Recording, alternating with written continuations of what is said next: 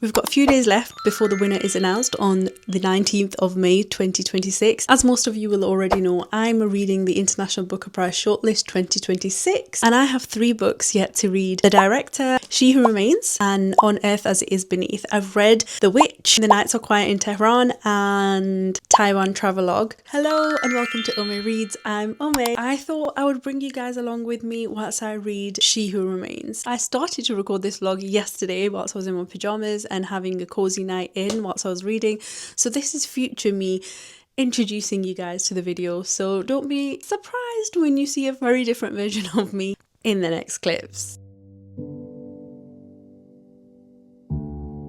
I'm about 30 pages of the way through and already you can see that there's heavy themes in this book. The protagonist is a woman who lives in the mountainous regions of Albania and she is following the Albanian laws of Qanun. Under these laws, she can vow to become a man and give up her womanhood.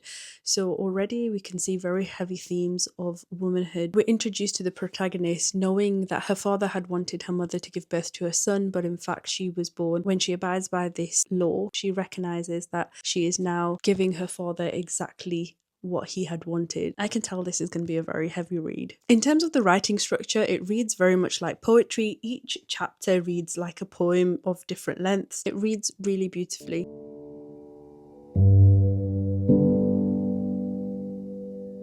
I'm about 50 pages of the way through and I have so many thoughts. Firstly, the poetic writing style, that makes me think of the translator and how difficult it would have been to translate the poetry into English, and how the translator has been able to capture the story, the essence, the pain, the depth of the story in the translation. I think is absolutely fascinating. In terms of the actual story, there's a scene in the book where Bekija is about to be slapped by her father and she looks at him and says to herself, "Come on, father, it's me, it's your son." This is the scene. "My father's hand hangs over me like a bird of prey. My mother's skirt becomes suspended in the air, billowed by the wind of my father's hand. The clock stops, only screams and the pulsating vein in my father's forehead. I look him right in the eyes. Look at me. It's me, daddy's boy. You can't strike your only son. You have no other son." It's such a heartbreaking scene where the father is yearning for something in his child. In this instance, he wanted his daughter to be a son. You have to accept your children for who they are and what they bring. Yet his daughter is looking at him and pleading for him to see what he wants to see of her rather than who she actually is.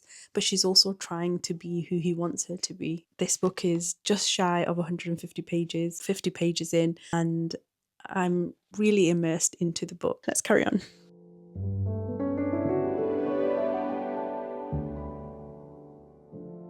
This is actually so painful. I just read the chapter of Nemanja, which is the man that she is supposed to be marrying. Her father says, "What are you staring at that rock for? You're going to be a bride, aren't you happy? Nemanja comes from a good family. It's about time too. The Qanun might even say you're too old. You're a woman of marrying age, but I don't even know him. You will get to know each other in time.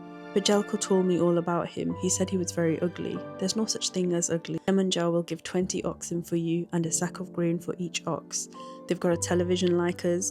His brother's wife says only good things. She's not going to say anything bad. She's one of them.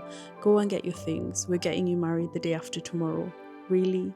The day after tomorrow? That soon? One of the things that I've picked up in the narrative style, which I hadn't picked up initially, is that in one sentence it switches narrators, so you have to work out who is saying what. It's pretty apparent when you get the hang of it because it's contradicting information. So if one person is saying yes, the other person is saying no, so you can kind of work it out yourself from there. But I think it's so painful because it talks about how the law thinks she's ready for marriage and she's not ready for marriage. Her father says, you know, it'll do. They've got a television like us. Like, that's something to convince her to marry this man. It's how it is today and how it'll be tomorrow. The Qanun doesn't recognize the laws of time, my girl.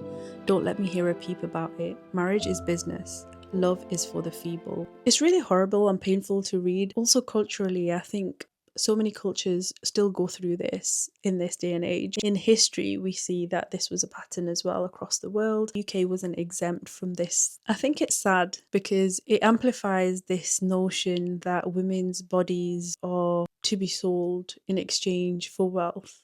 It's such a painful way of looking at a woman's body and a woman's life, a woman's autonomy. Yeah, let's carry on. I'm just under halfway through the book and I read the chapter titled The Milk White Bride, and this chapter is so heartbreaking for so many reasons. Purity and honour is pinned on women entirely, and men are not held to the same standard. I think what the author's been able to convey really well is how women have a desire to keep things to themselves because of this belief that no one's going to believe them, and what is the point in sharing something. If we are talking about systems that are in play, we should have progressed a lot further than we have. This is just a stark reminder of all the work that still needs to be done to help advocate for women and their rights. Okay, let's continue.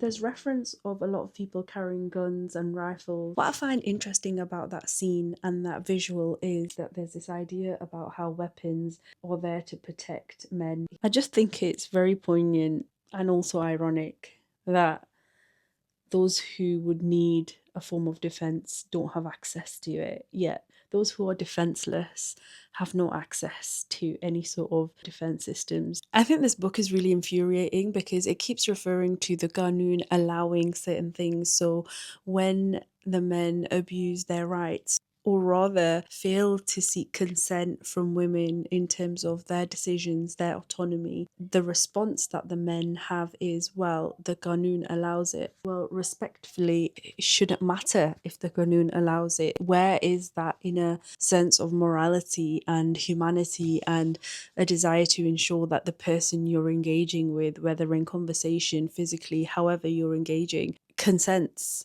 to what is happening? You'll probably notice that the lighting has changed. I had to pop out for a bit. I've got back and I'm changing to my PJs. I've got myself a mug of tea and I'm carrying on. Even though I wasn't vlogging whilst I was out, I was still reading. So I've made quite a bit of progress. I've tabbed a lot of sections and made a lot of notes on some sticky notes, like so. I've got about 42 pages left. Okay, so there's a part 2 in the book, which I'm just about to start now. I wonder how this is going to change. I hope it's not one of those where they change the narrative and it just ruins the whole story. So far, I've really enjoyed reading it, if you can say enjoying, because it's a bit traumatic. Let's see what part 2 unfolds.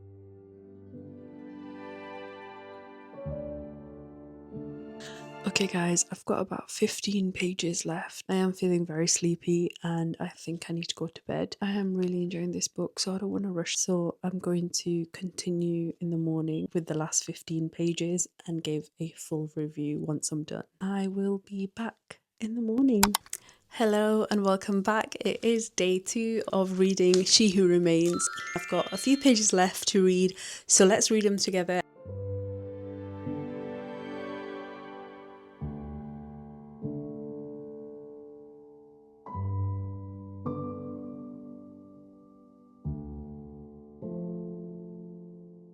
Okay, I've got 2 pages left, the last section / poem / chapter. Let's go.